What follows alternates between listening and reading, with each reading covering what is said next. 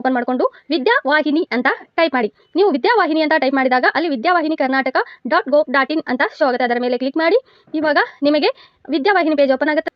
ಬನ್ನಿ ಇವಾಗ ಕ್ಲೋಸ್, ಇಲ್ಲಿ ಒಂದು ಮೆಸೇಜ್ ಇರುತ್ತೆ, ಅದನ್ನು ಕ್ಲೋಸ್ ಮೇಲೆ ಕ್ಲಿಕ್ ಮಾಡಿ. KGBV, KKGBV ಮತ್ತು NSCBV ಅಂತ ಇದೆಯಲ್ಲ ಅದರ ಮೇಲೆ ಕ್ಲಿಕ್ ಮಾಡಿ. ದಾಖಲಾತಿ ಅಂತ ಕಾಣಿಸ್ತಾ ಇರುವಂಥ ಎರಡನೇ ಆಪ್ಷನ್ಸ್ ಮೇಲೆ ಕ್ಲಿಕ್ ಮಾಡಿಕೊಳ್ಳಿ. ಇಲ್ಲಿ ಎರಡನೇ ಆಪ್ಷನ್ಸ್ ಅರ್ಜಿ ಅಂತ ಇದೆಯಲ್ಲ ಅದರ ಮೇಲೆ ಕ್ಲಿಕ್ ಮಾಡಿ. ಇದರಲ್ಲಿ ಶಾಲೆಗೆ ಅರ್ಜಿ ಸಲ್ಲಿಸ್ತಾ ಇದ್ದೀರಾ ಎಂಬುದನ್ನು ಮೊದಲೇ ಕನ್ಫರ್ಮ್ ಮಾಡಿಕೊಂಡು ಕ್ಲಿಕ್ ಮಾಡಿಕೊಳ್ಳಿ. ನಂತರ ಮಗುವಿನ ಸ್ಯಾಟ್ ಸಂಖ್ಯೆಯನ್ನು ಎಂಟ್ರಿ ಮಾಡಿ.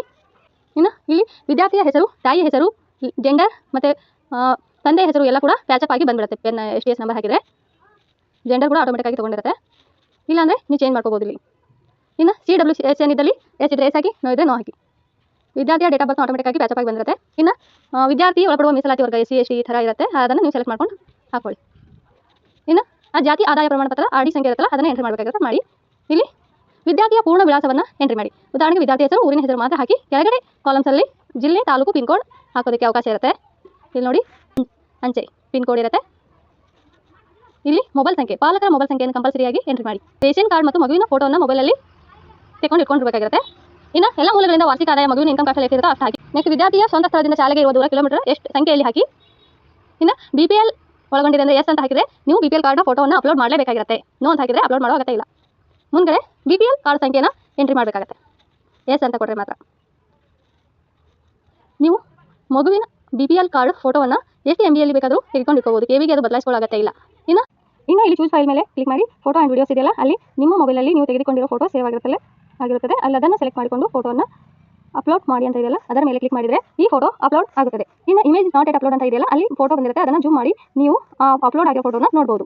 ಇನ್ನು ನೆಕ್ಸ್ಟ್ ಶಾಲಾ UDIS ಕೋಡ್, ಶಾಲೆಯ ಹೆಸರು, ಬೋಧನೆಯ ಮಾಧ್ಯಮ, ಹಿಂದಿನ ಶಾಲೆಯಲ್ಲಿ ಕಲಿತ ತರಗತಿಯೆಲ್ಲ STS ನಂಬರ್ ಹಾಕಿದ್ರಿಂದ ಪ್ಯಾಚಪ್ ಆಗಿ ಬಂದಿರುತ್ತೆ. ಇವಾಗ ವಿದ್ಯಾರ್ಥಿಯ ವಿಧ, ಇದನ್ನು ಶಾಲೆ ಬಿಟ್ಟ ಮಗು, ಶಾಲೆಗೆ ದಾಖಲಾಗದ ಮಗು ಅನ್ವಯಿಸುವುದಿಲ್ಲ. ಇದರಲ್ಲಿ ಯಾವುದು ನಿಮಗೆ ಸಂಬಂಧಿಸಿದೆಯೋ ಅದನ್ನು ಹಾಕಿ. ಆಲ್ಮೋಸ್ಟ್ ಅನ್ವಯಿಸುವುದಿಲ್ಲ ಅಂತಲೇ ಬರುತ್ತೆ, ಅದನ್ನು ಸೆಲೆಕ್ಟ್ ಮಾಡಿ. ಇನ್ನು ವಿಶೇಷ ಗುಂಪಿಗೆ ಸೆಲೆಕ್ಟ್ ಸ್ಪೆಷಲ್ ಗ್ರೂಪ್, ಇಲ್ಲಿ ಯಾವುದು ನಿಮಗೆ ಸಂಬಂಧಿಸಿದೆಯೋ ಅದನ್ನು ಎಂಟ್ರಿ ಮಾಡಿ. ಇಲ್ಲಾಂದರೆ ಅನ್ವಯಿಸುವುದಿಲ್ಲ ಅನ್ನೋದರ ಮೇಲೆ ಕ್ಲಿಕ್ ಮಾಡಿ. ನೆಕ್ಸ್ಟ್ ಇಲ್ಲಿ ಮಗುವಿನ ಫೋಟೋವನ್ನು ಅಪ್ಲೋಡ್ ಮಾಡಬೇಕಾಗಿರುತ್ತೆ. ಮೊಬೈಲಲ್ಲಿ ಮೊದಲೇ ಫೋಟೋವನ್ನು ನೀವು ತೆಗೆದು ಇಟ್ಟುಕೊಂಡಿರಿ.